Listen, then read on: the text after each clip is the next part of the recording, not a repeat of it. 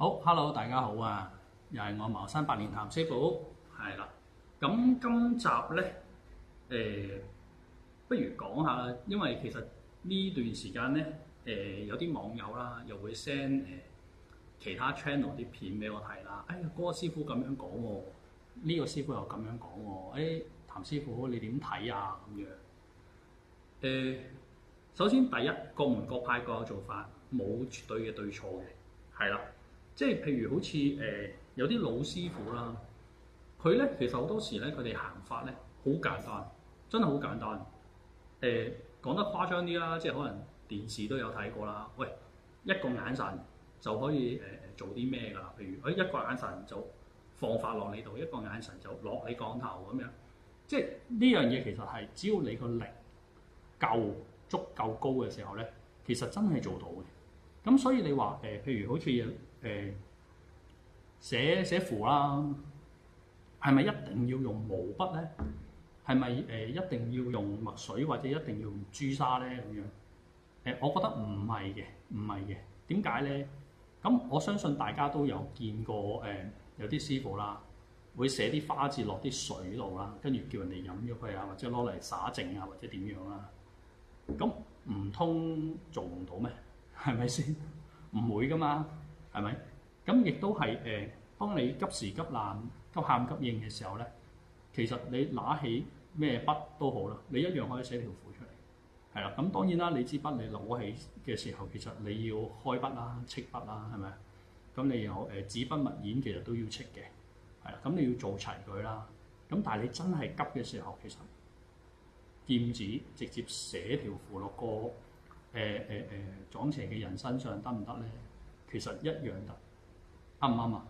即係所以當然啦，我明白其實好多時大家會覺得哇，我多啲裝備、多啲法器會好玩啲，或者係多啲嘢玩或者係得意啲咁樣明白嘅。咁所以各門各派有啲係門派係好注重法器嘅，即係可能佢法器都一大堆，法印都一堆咁樣嘅，係啦，即係吸符嗰條印都一堆咁樣嘅，係啦。咁但係其實講到尾就係你自己個能量夠唔夠嘅啫嘛，係咪啊？即係我相信大家可能都睇過有啲片，啲師傅揸個三番佢吹啖氣落去，吸落你個頭度咁樣，得唔得？你夠力其實一樣得嘅，你冇印喺身嘛。我哋唔會袋住晒啲法器出街㗎，啱唔啱啊？但係唔通我話喂嗱，阿哥仔你唔好撞邪住，你等我一陣，我搭部的士半個鐘翻壇度執齊啲法器，攞埋啲法線，攞埋啲嘢，再搭翻部車過嚟先至救你咁樣啊？佢可能跳掣跳咗落樓㗎咯喎，啱唔啱啊？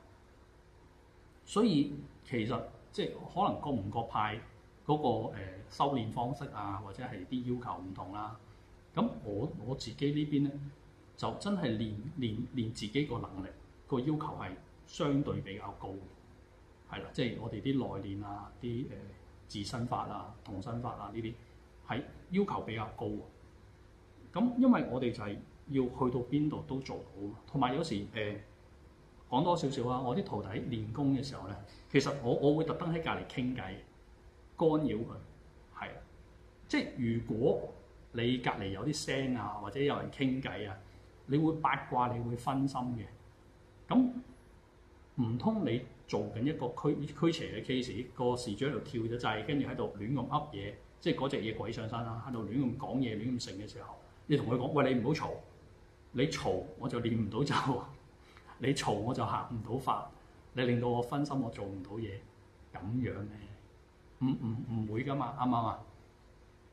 所以其實我哋修練嘅過程咧，必須要就係話喺任何環境、任何條件嘅情況底下，你都要專心集中精神去做到你想做嗰件事。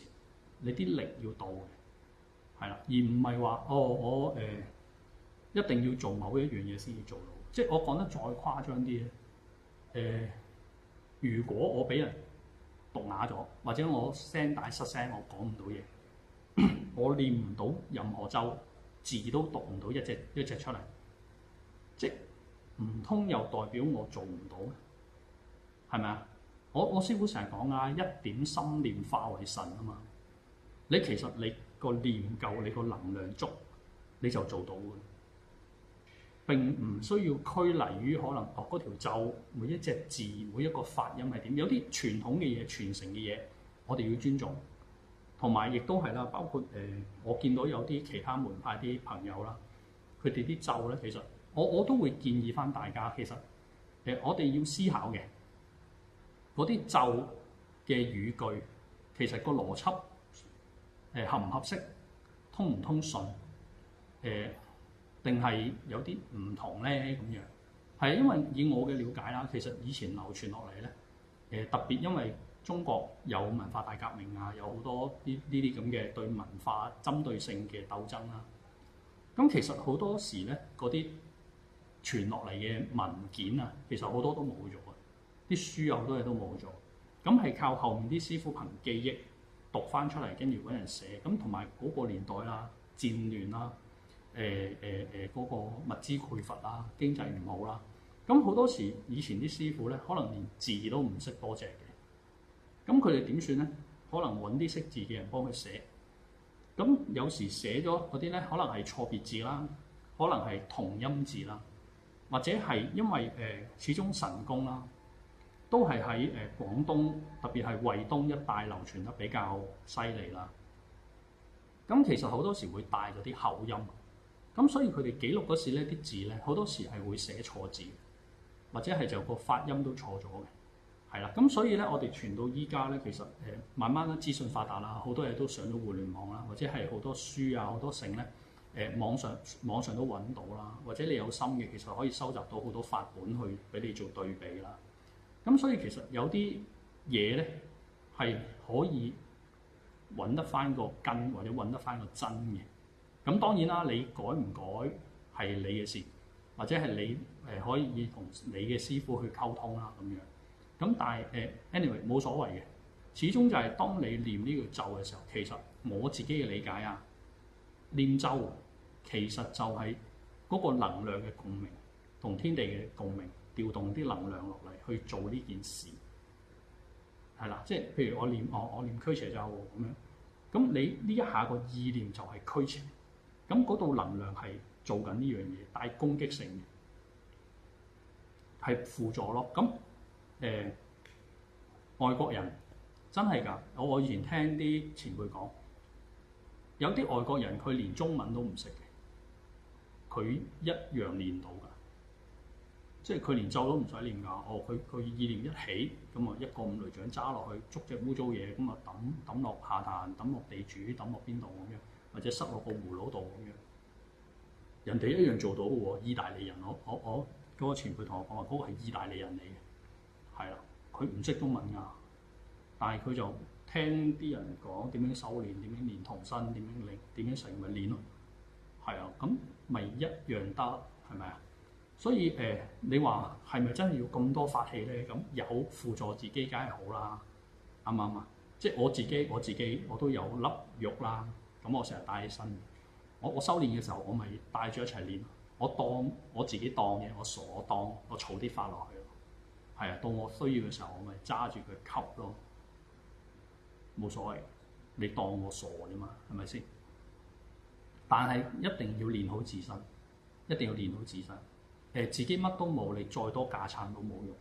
點解啊？譬如啲法劍啊、啲法器啊、嗰樣嘢咧，我自己嘅理解係乜嘢咧？嗰啲可能係武器啦、係槍啦咁樣。但係我哋嘅能量先至係子彈啊嘛。啱唔啱啊？我俾支 AK 你咁，但係我冇俾子彈你，你自己冇子彈，你冇用嘅喎。嗰碌嘢仲衰過把劍啊！你揈都揈得唔舒服啊！啱唔啱啊？即係所以點解我哋呢一脈咁注重個自身修練咧？係啊，我好少寫啲符啊，寫啲紙仔俾啲徒弟食。重要嘅一定要寫嗰啲係我就會寫嘅。但係其他嗰啲我唔寫，係基本上可能我啲徒弟一年先至食我10條8條符嘅啫。但係我會要求佢哋自身練功，練得好高要求，係。咁呢個冇所謂啦，各門各派各有做法，每個師傅有佢自己嘅理解啊嘛，係啦。咁所以其實講翻轉頭就係究竟係咪一定要咁樣做？一定要攞毛筆寫啲小王子、寫啲符先有效？或者係一套儀式係咪一定要每一個 step 跟足咁樣做先至得咧？喺我嘅眼中其實唔係。我哋每一個儀式又好，法事又好咯，其實有啲部分係核心嚟，嗰啲係一定要做，係啦。咁有好多咧，我自己嘅理解其實係做俾人睇嘅，即係做俾個事主睇啦，做俾個事主嘅屋企人睇啦。點解要咁樣做咧？其實唔係做假，唔係佢哋，係我哋要醫埋佢個心。即係如果你唔係做一場大龍鳳，可能佢個心會覺得你冇做到嘢，你冇認真幫到佢，啱唔啱啊？所以有啲嘢係一定要做嘅，係啦。所以有時有啲師傅會加好多好有儀式感嘅嘢落去套法事度。我好認真考慮過啦。咁其實唔可以話佢哋錯，因為咁樣做完之後，嗰個事主會100%相信呢件事。咁喺佢個心入邊就冇咗呢個譬如撞邪又好啦，運勢唔好啦，或者之類嘢係冇咗噶啦，係啦。咁佢自己就會好有信心咁出去做嘢，或者我話俾你聽，我幫你做完噶啦，你嚟緊會好旺噶啦咁樣。咁其實係醫因佢個心嘅。咁佢自己出去做嘢，其實佢會好有自信啦。佢行出嚟個人個樣都唔同啦，好有精神啦，各樣嘢啦。咁所以其實有時啦，即係我都覺得我哋有啲似醫生咁樣，醫人仲要醫埋佢個心。當然啦，你話佢有問題，我哋咪處理咯，係啦。即係我自己就見到佢有嘢咪處理咯，冇嘢咪話翻俾佢聽冇嘢咯。但係遇到一啲好迷信、好固執，明明冇事就一定話自己有事。因為我見到有啲人咧，佢係會將自己嘅一啲缺點啦，一啲嘅錯誤啦，一啲嘅失敗啦，會歸咎落去鬼神嗰度，係啦，佢會賴落呢啲事度。唔係我差，係我撞邪，唔係我唔小心，係我鬼陰眼，係啦，佢哋會賴。咁其實呢個冇辦法，呢個人性嚟嘅。咁佢可以舒緩到自己個心理壓力咪得咯。咁但係唔好俾人哋捉住呢一個點。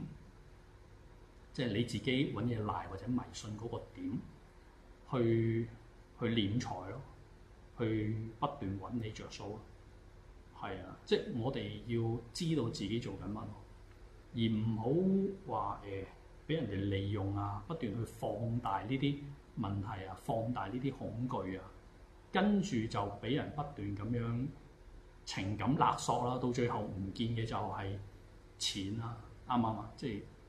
即係有啲過分啲嘅，可能就變咗係唔係淨係錢啦，可能又同你做啲咩性交轉運啊嗰啲其他嘢啦，即係呃完錢，仲要呃埋其他嘢，咁就好麻煩咯。